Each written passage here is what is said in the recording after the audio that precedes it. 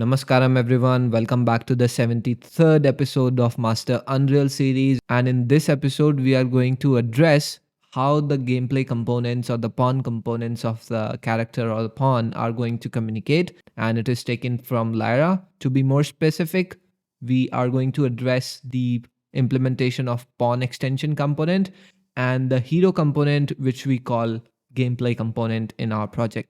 So we are going to have a deep dive look at how the engineers arrived at this implementation and how they are planning to initialize their ability system component.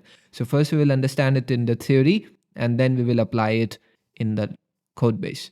And if you haven't seen the last episodes, I highly recommend you check that out because we have already laid the foundation. So without wasting any time, let's get started. All right, so this is the slide where we left last time in the theory part. And you know how the order of execution or loading happens. First comes the player controller, then comes the player pawn, and then comes the player state.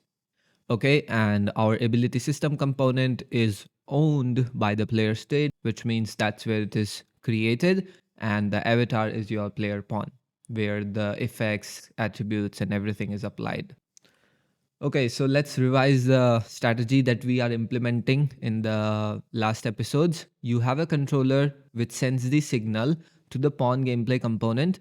And now instead of sending it, we want to bind the input actions with the help of gameplay tag so that it can be automated. And the gameplay component also decides whether that input action should be allowed or not. For example, if you are running, should you allow to crouch while you are running? Or let's say you are in a crouch state, should we allow to run or not? And if your gameplay design and mechanics allow, which is decided by this gameplay component that you will create, it will pass the final decision to CMC. And now CMC will check whether the current state of player can have that effect or not. For example, if you are in a crouch state and you want to run, you say, okay, it is allowed, and we pass that uncrouch, and CMC will make the player uncrouch. But imagine if your character is falling from the height.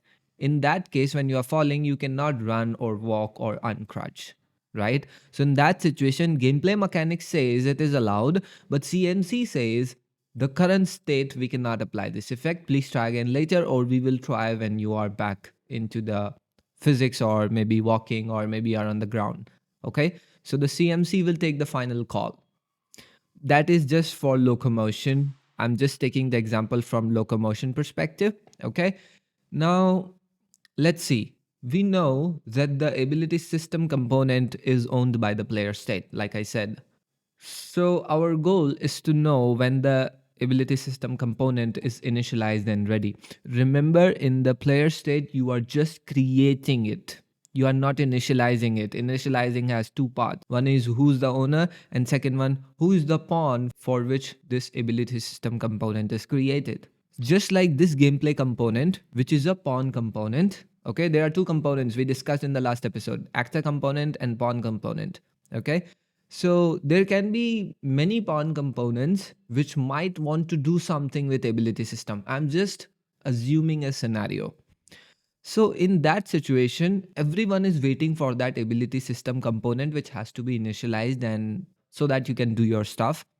And the problem is that the ability system component is created by the player state, which comes after the player pawn. Remember, I told you first comes the player controller, then the player pawn, and then the player state. So that means player pawn is coming before the player states. That means the components will be initialized or created or will be loaded before the player state. There is a possibility. It is happening so fast, but I'm just talking about that moment, the tick. So even if there is a difference of one tick, the execution is like delayed in terms of computer's time. So you might have seen in other places, or maybe YouTube tutorials, or maybe some other projects, sometimes people use delay, a 0.02 seconds or 0 seconds delay. The delay push the execution of what is ahead into the next tick, or maybe after that specific time frame, so that the loading part or whatever initialization that has to happen happens first, and then this logic will be executed. So we assume that it will be done in the 0.2 seconds, which is pretty much okay because computer is executing at so fast rate that it will happen in a microsecond. It will not even need a second. So sometimes you just add a delay of zero point 0.0 seconds, which put your remaining logic into the end of the stack so that first the initialization logic happens. But we cannot use this delay thing because this is not something which is a good way or which is a reliable way, especially in the multiplayer games. So we cannot use a wait, we cannot go for delay. We need to know when the ability system component is created. If it is going to create it later, we will wait. So that waiting period, how do we handle that? And there can be multiple components who might be waiting, who might need this ASC, how they are going to communicate. So we are going to create another pawn component. I'm saying pawn component, okay? That means it can only be attached to a pawn and the character is also a pawn. So we'll create another pawn component, a very simple one, which will store and initialize and will notify the other pawn components. That's it. Okay. So every pawn component will talk to this pawn extension component if they need their owner's ASC. This pawn extension component, this gameplay component is part of this particular character, which is your player at this moment in this level. So instead of talking to the character class, the blueprints, whatever you want to call it, we will talk to its one of the component that has the responsibility of managing the ASC for the other pawn components. Okay, so they will talk to this pawn extension component. Now you can have many pawn components that are dependent on ASC. They can talk to this. They don't need to know how the initialization happened. They do not need to know where it is coming from. All they know that this pawn extension component is the source of truth from where we will get our ASC, period. Now where it is getting from, we don't care. Now let's address the elephant in the room. So why a separate component just to track the ability system for other components that are part of that particular pawn? So I want to take two examples here. Like for example, from God of War, Ragnarok, or maybe the previous one, you were able to switch characters. You can possess Kratos or you can possess Atreus. GTA 5 also has this functionality. So in that situation, every character or the pawn will have its own pawn extension component. So as soon as you switch, you are basically telling your controller to possess that particular pawn. So as soon as you possess, the process will reinitialize and the pawn extension component will update the ASC. Let's look at from the helicopter example. For example, you are a pilot. When you enter in the helicopter, your health becomes 1000 because now you are not just a character, you are the hero. So till the healer is not done, you are not done. So to damage you or to kill you, we have to destroy the helo. So in that case, we do not want helicopter to have its own ability system. If we start creating ability system for every pawn, then it will be really, really bad for the performance. So in such situations, we do not want them to create their own ASC. Instead of that, we want them to bind to our ASC, which is in the player state. So you know when you are entering in the vehicle that your ability system is in the player state. So the pawn extension will bind to that ability system. It will not create its own, it will bind to it. So that's why I said it's the player states who owns the ability system, who creates the ability system, not any other entity. So here, when you switch your player characters like that, for example, you can see I'm flying the helicopter, and in the second attempt, I can switch to my rifle guy who is sitting right there to shoot. So in that situation, I'm just rebinding my ability system without creating a new one. Okay, so that's how you escape from the problem of creating ability system for every vehicle or every pawn and reuse the same ability system. That does not mean you cannot have the effects and the attributes. You can decide and create a data asset that, okay, if you are entering in the helicopter, you will have these abilities and these effects. They will be applied to your ability system component, because under the hood, they do not care what you are. For them, you are just a pawn. Okay, so when you are a pawn, you are going to provide your attributes, your effects, and your cues and everything, and that will be applied to that ability system, which is representing this particular helicopter mesh right now. You just changed the avatar. Owner is still the player state. So that's why I said there are two entities. One is the owner, another one is the avatar. So you are just changing your physical representation. So as soon as your controller switch, it will reflect to this ability system component, which is part of this particular character. Here, there is no ability system. You are binding your own ability system to this. All right. So you understood how creating a separate component really helps you when you want to switch things. So let's move on to the next slide and revise the situation now. The first point is that we have to wait till this pawn extension component is created, because if the component is not created, no one will be able to bind to it. Second is that it has to wait for the player state, because it's the player state which is going to create the ability system and going to provide the data and everything. So this pawn extension has to wait till this player state arrives, because I told you first comes the player controller, then the player pawn along with its components, and then the player state. Third, the execution can happen in any order. So we have to wait till all the components are loaded, all the pawn components of that particular actor or pawn. And then only the pawn extension will fire the message, okay, I am all set. So what I'm trying to say is that player state comes, the pawn extension will start its process, it will prepare the ASC, it will get it, it will store it, and then it will wait till all the components are loaded, all the other components of that pawn, and then it will fire a single message that, hey, I am ready. Whoever wants to connect with me, they can connect. We are open for business. And as soon as you initialize the ASC in the pawn extension, then the pawn gameplay component that you just created will bind the input actions. So it will keep eye on this component. So if I look at the life cycle, first you have to spawn, you have to create that pawn gameplay component. Then the pawn component have to go through an availability check whether the data is available for it or not. If it is, then initialize the data and then the ready state.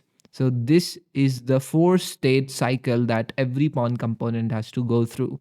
If you want me to demonstrate it like this verbally, pawn extension has to spawn, they have to check for data availability. Now that data availability can be part of your class or can be part of an external environment. Like in this situation, it has to wait for player state so that it can receive that data. And once the data is initialized by it, it can fire a message that all the data is ready. Feel free to connect to me. And then it comes into the final ready stage.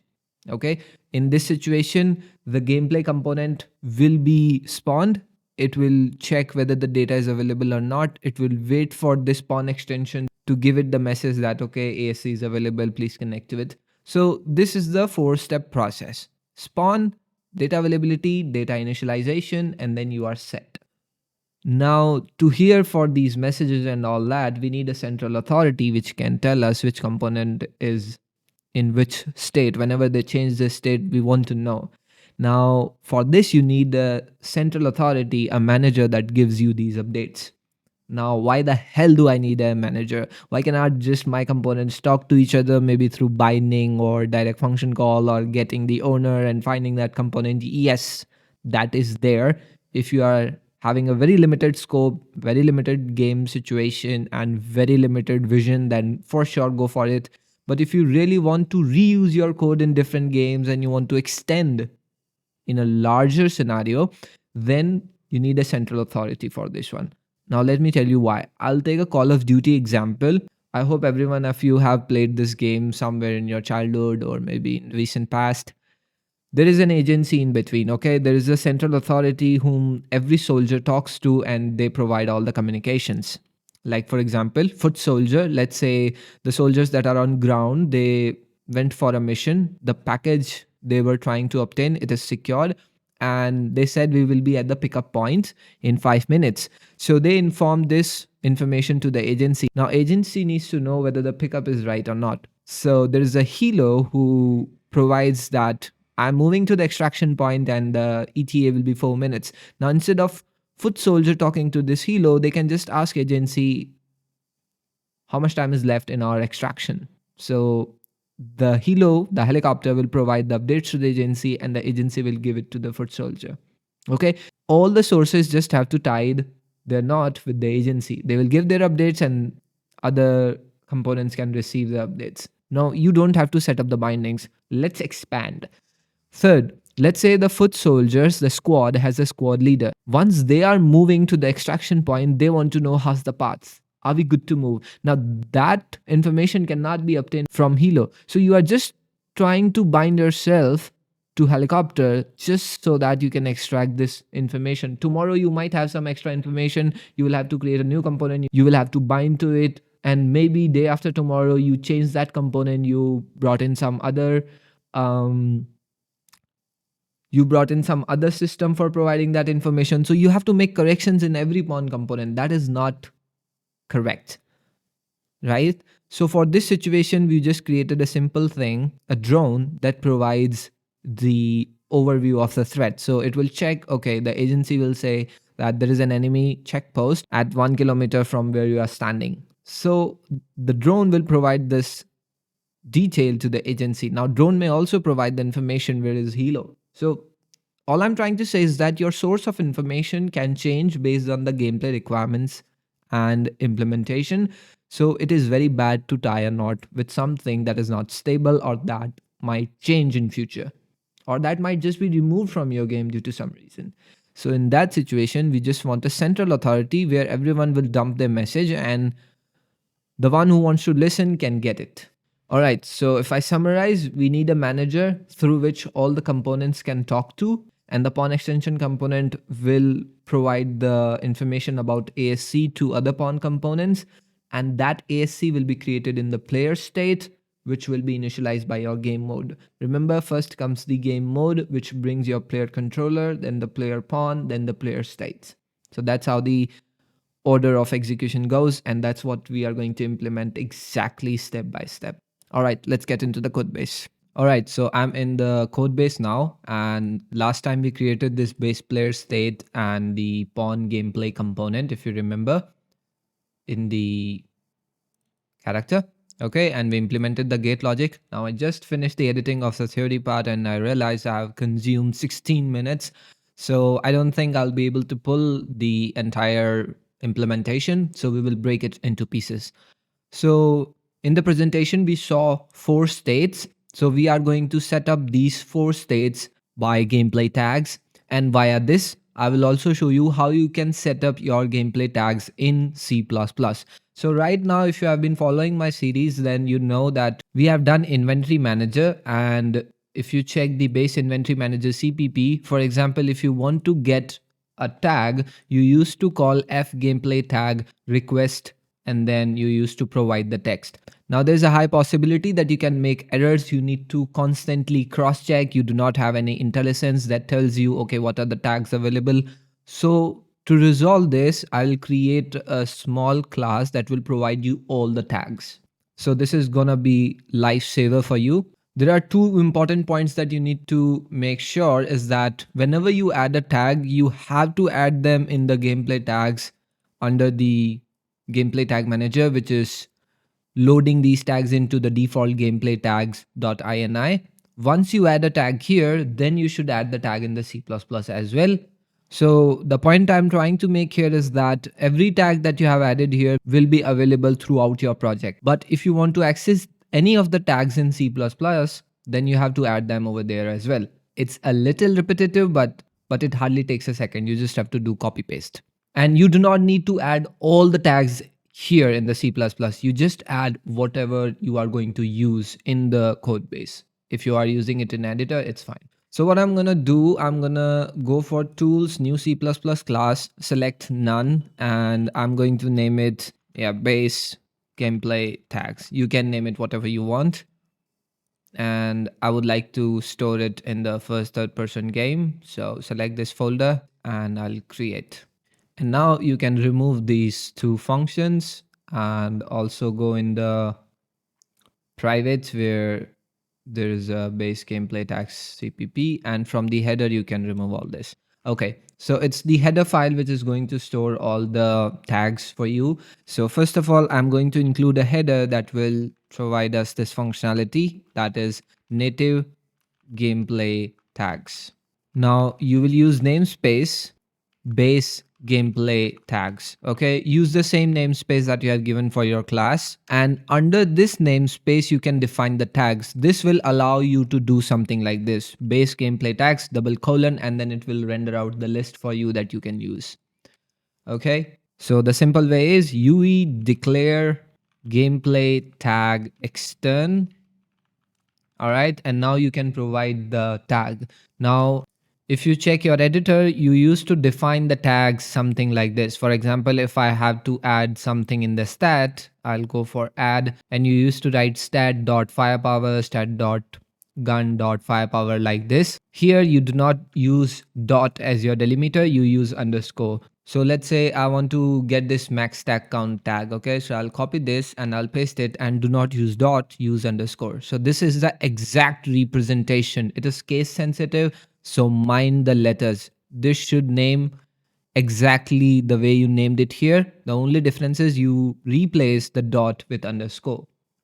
And along with this, if you want to add comments and everything, you can go to the base gameplay tags.cpp, and here you can do the same thing: namespace base gameplay tags.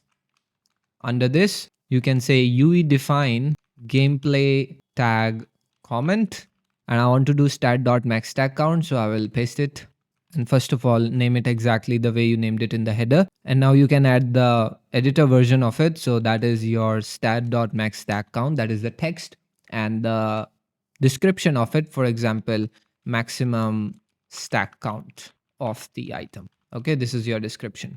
All right, that's how you define your tag. And now you can go to base inventory manager, and here you can remove this entire thing. I can remove this as well. I don't need to request now. And here I can say u base gameplay tags, and let me include its header file in the top. Okay, just rewrite it again, base gameplay tags. Sorry, my IntelliSense is not working properly. I'll just do, okay. So that's how you do it. Now you can use the base gameplay tags as a namespace. You do not need to specify like Unreal Engine base gameplay tags, and you can access the tags. It will give you the full list. Okay, so let's define those 4 states as well. And now these states, you can add the descriptions here for your reference and for reliability. So I'm just going to paste it right here so that you can see. So the init state, first of all, represent it in the text format the way it is done in editor. And then the actor and the component that has initially spawned, and now it can be extended. Then the data available state, for this we have said all the required data which is required has been loaded and is ready for initialization. I've taken this from Lyra. And the third one is that the available data that you need has been initialized, but right now it's not ready for full gameplay. It is ready to be used by the other components or systems. And the fourth one is like, this is ready for the game. Now you have created the tags here, but you need to create these tags in the editor as well. So I'm going to go inside my project and I'm going to create these tags, or you can just copy, right? And now you can add sub tag. You can say data available, then you have data initialized, and then you have gameplay ready. Okay, these are the 4 tags now available. Now for those of you who have been following me, there is a small exercise for you guys. Go ahead in all the inventory manager and associated fragments and files and replace the tags like this. So pause the video, do it, and once you are done, cross check with this part. So I can do Control Shift F, and I can go for request gameplay tag. That's what we use, and find all. Okay. Okay, so we are using here in the item fragment gun. You can see I'm requesting these tags. So now I can create them in my file. So all these tags are present in my editor, so I just need to add them here. And now I can go to this file and I can replace them. So first of all, let's do hashtag include base gameplay tags. And now I can